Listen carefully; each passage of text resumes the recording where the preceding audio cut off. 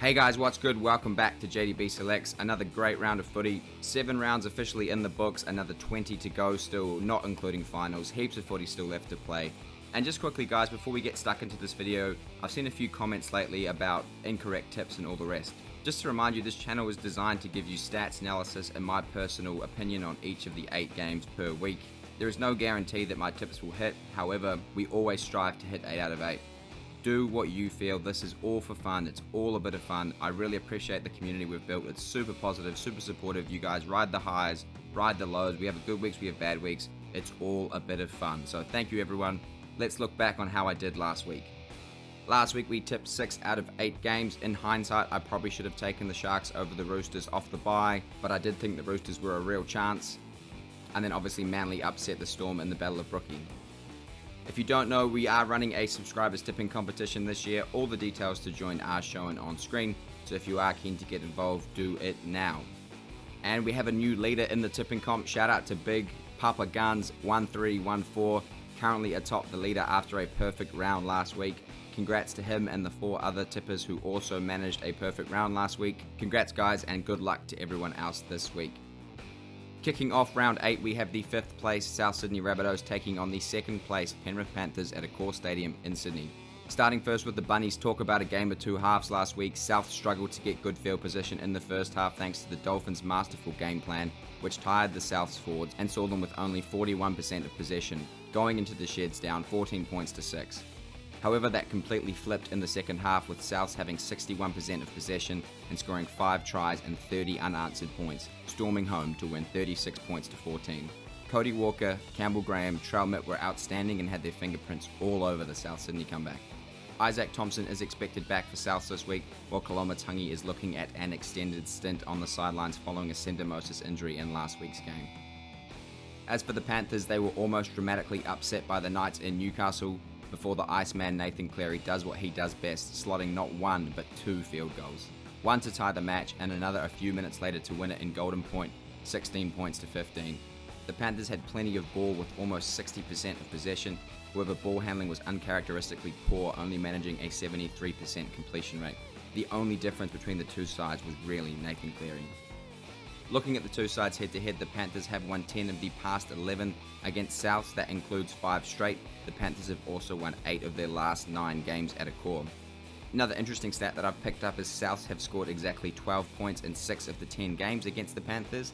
So if you're a money-making man, maybe Souths to score exactly 12 points is a good shout.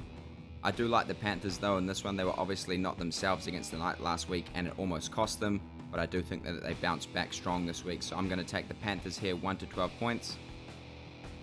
The next one is the only Friday game this week, and we have the 12th place Parramatta Eels taking on the 1st place Brisbane Broncos at TIO Stadium up in Darwin.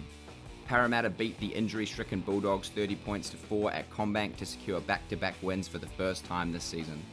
The Eels held their rivals scoreless in the first half and surged to a 16-point lead with a 3-try blitz in just over 5 minutes.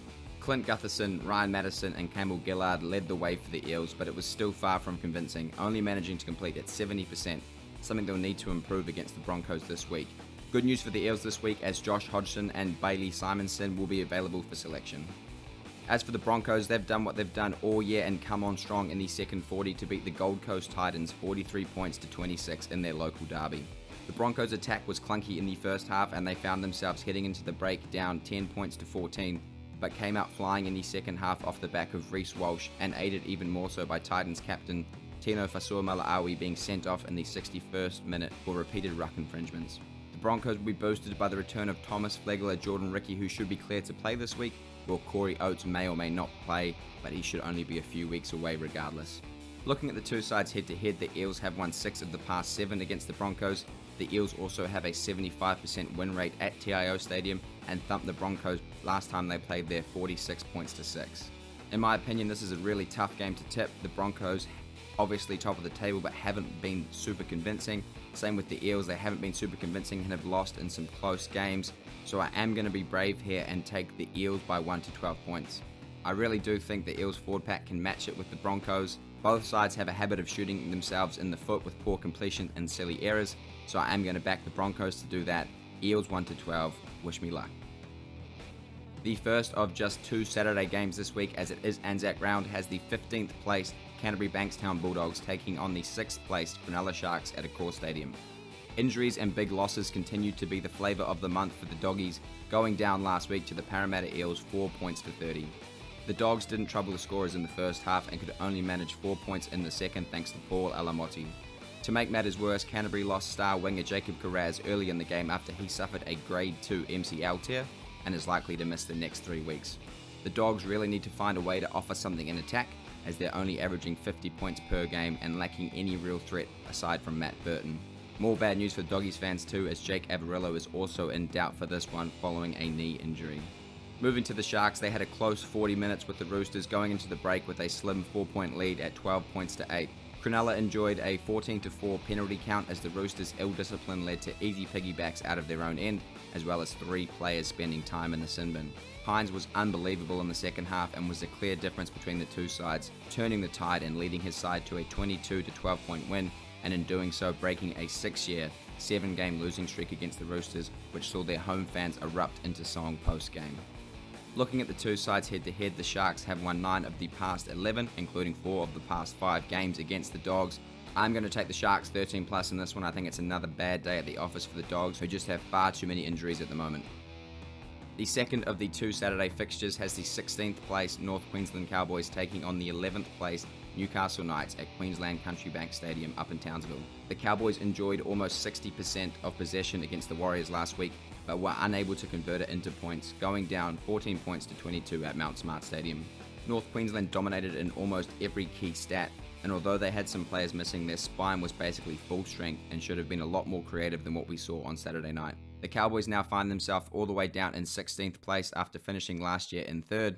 They will need to find something quickly to turn it around and fast before the top 8 is completely out of reach. Some good news for the Cowboys though, as Shibasaki and Jordan McLean should be returning to the fold this weekend.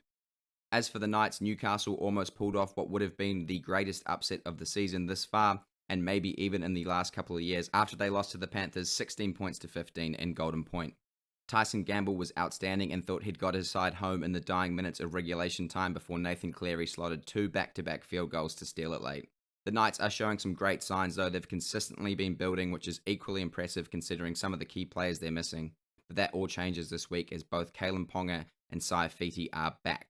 Looking at the two sides head-to-head, North Queensland have won 9 of the past 10 games against Newcastle in Townsville, with the Knights' last win coming all the way back in 2015. This is a tough one, but I am going to take the Cowboys at home by 1 to 12 points. I got to back the stats here. I think the Cowboys are due a win. No other reason apart from that. Cowboys 1 to 12. Moving to the first of 2 Sunday fixtures, we have the 8th placed Redcliffe Dolphins taking on the 10th placed Gold Coast Titans at Suncorp. The Dolphins managed to keep the ball away from Souths in the first half, completing at 90% and enjoying 60% of possession, which ultimately wore down South Sydney's middles. Cody Nikorima had a near-perfect first 40 that saw the Dolphins go into the break ahead 14 points to 6. However, that all changed after the break, with Souths running in 30 unanswered points, coming back to win 36 points to 14. It was compounded by Kenny Bromwich's late/early tackle on Tane Milne, which saw him spend 10 minutes in the bin, and Souths took full advantage, holding the ball for 9 of those 10 minutes and scoring 3 tries. Big ins for the Finns this week as Tessie New, Jared Wallace, and Finn Diesel himself, Felice Kaufusi, are all expected to be back in the red and gold this week. As for the Gold Coast, the Titans gave the Broncos a run for their money last week, going to the break ahead 14 points to 10, before ill discipline in the second half saw Tino Fasuamaleaui spend 10 minutes in the sin bin and ultimately let the Broncos pile on the points late, going down 26 points to 43. Mo Fotuaika, David Fafita were shining lights for the Titans, with Fotuaika running for over 200 metres. AJ Brimson could be back in action for the Titans this week following his hamstring injury, which would give the Titans a big boost. Obviously no head-to-head to go on, as this is the first time these two sides have met, but I am going to back the Finns here by 1 to 12 points. I think the return of Kaufusi, Wallace and New will be big ins for the Finns and will ultimately prove to be the difference, so Dolphins 1 to 12 at home. And the final game on Sunday has the 17th placed West Tigers taking on the 4th placed Manly Sea Eagles at Campbelltown Sports Stadium. The Tigers finally got their first points of the season last week, successfully beating the bye. However, they were narrowly beaten by the Parramatta Eels 22 points to 28 back in round 6. In that game, the Tigers enjoyed almost 60% of possession, but couldn't find a way to close out the game, and to make matters worse, they've now lost Adam Dewey for the remainder of the season after he tore his ACL. The Tigers have continued to show some signs of life, however unforced silly errors are ultimately costing them games. As for Manly, the Sea Eagles upset the Melbourne Storm last week in an ugly stop-and-start game that yielded 3 tries, 5 players on report, and 3 players in the sin bin, going on to win 18 points to 8. Manly dominated a majority of the key stats and were the better side on the night, but still struggled to land the knockout blow until the 73rd minute, with DCE keeping Manly ahead off the back of his kicking. Tommy Turbo also shrugged off any suggestions that he wasn't 100%, running for over 200 metres and scoring the opening try off the back of a perfect DCE chip. Garrick and Schuster are both expected to be named this week, so that's music to Manly fans' ears. Looking at the two sides head-to-head, the Tigers have lost 5 of the past 6 against Manly. Manly have also won 11 of their 14 games at Campbelltown Sports Stadium. Because of that, I am going to take the Sea Eagles here. I am going to take the Sea Eagles by 13 plus 2. I don't think I need to say too much more, really. And kicking off the Anzac Day Tuesday action, we have the 9th place Sydney Roosters taking on the 13th placed St. George Illawarra Dragons at Allianz Stadium. The Roosters showed glimpses of their attacking brilliance against the Sharks and went into the break in front, 12 points to 8. They completed at 88%, however they shot themselves in the foot with ill discipline that saw the penalty count at 14-4 in favour of Cronulla. And to make matters worse, Nat Butcher, Brandon Smith and Victor Radley all spent time in the sin bin. That allowed the Sharks to storm home in the second, going on to win 22 points to 12. JWH, Tedesco and Lindsay Collins were dominant for the Roosters but struggled to get any attacking field position in the second half, with both Keary and Walker having games to forget. As for the Dragons had all the early ball against the Raiders but couldn't convert pressure into points. The Raiders then had 3 straight sets on the Dragons line but also couldn't crack the defence. And then a brilliant effort from Hudson Young stole the game away from St. George late. Ben Hunt tends to carry the Dragons week in and week out, but he will want his last touchback after he failed to go out the back, with the Dragons needing a converted try to force the game into golden point. Looking at the two sides head-to-head, the Roosters have won 8 of the past 9 games against the Dragons. However, the Dragons did upset the Roosters on Anzac Day last week, securing a 14-12 point win. With that being said though, I do think the Roosters get it done this week. Playing in front of their home fans at Allianz will no doubt give them a big boost, and if Walker and Keary can sort out some attack, they should be far too strong for the Dragons. And the final game on Anzac Round is a special one for me. It is the 7th placed Melbourne Storm taking on the 3rd placed NZ Warriors at Amy Park in Melbourne. Going over last week, the Storm were battered and bruised and ultimately upset by Manly in the Battle of Rookie last week, going down 18 points to 8. The reshuffle of Munster at fullback had its moments, but ultimately Melbourne's forward pack was dominated by Manly's, and their ill discipline made a comeback near impossible. Nick Eni will be back this week following a concussion, and potentially Nelson Asafa-Solomona may return from his knee injury as well. As for the Wars, they continue to show their backbone in 2023 with another gutsy defence-inspired win, beating the North Queensland Cowboys 22 points to 14 at Mount Smart on Saturday afternoon. The Warriors were behind the Cowboys in almost every key stat and spent most of the game defending, making almost 100 more tackles than the Cows, but managed to keep turning the Cowboys away and allowing Dylan Walker and Sean Johnson to make them pay at the other end of the field. A few big ins for the Warriors this week also, as Braden Williami, Wade Egan, Murata Niokore and potentially Mitch Barnett are all expected to be named to play. Looking at the two sides head-to-head, Melbourne have won 13 straight against the Warriors. The Warriors also haven't beaten them on Anzac Day since 2014. Now, call me biased, say what you want in the comments, I'll cop it. But I'm taking the Warriors this weekend, alright? I'm taking the Warriors 1-12. If there was ever a season where we were going to get up over the Storm on Anzac Day, this is the one. I'm not expecting anyone to copy or follow. These tips aren't designed for that. These are simply my tips. So here we go. Warriors 1-12, baby. It's our year. So in summary, I'm taking the Panthers and Eels by 1-12 points, the Sharks 13+, the Cowboys and the Dolphins by 1-12 points, Manly 13+, and then the Roosters and Warriors by 1-12 points. Thanks as always for watching. Let me know who you're tipping in the comments section below. Enjoy the long extended Anzac weekend footy. Up the Wars, baby, and I'll see you in the next one.